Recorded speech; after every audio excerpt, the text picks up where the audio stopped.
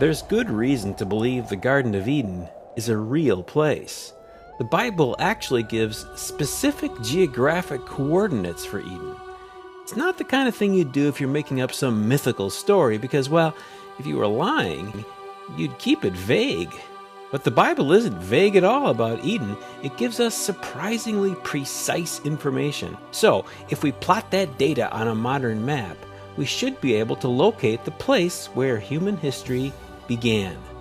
New scientific discoveries make this possible for the first time ever. The Bible lays out 4 rivers that flow through Eden. 2 are well known, the Tigris and the Euphrates. Both flow through modern-day Iraq and empty into the Persian Gulf.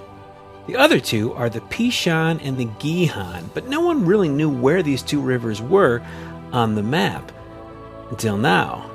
Thanks to new research, we have a pretty clear idea.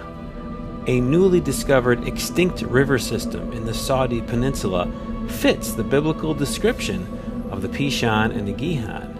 For example, the Bible says the rivers extended into a gold-producing region that we know was here, and a place called Cush that we know was here.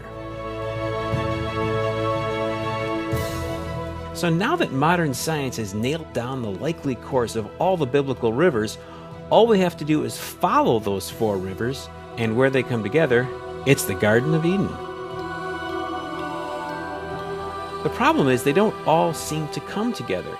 It's a dilemma that's vexed scholars. However, recent research by a guy named Ward Sanford offers a fascinating solution. Sanford's not a theologian. He's a PhD hydrologist who literally wrote the textbook on groundwater geology.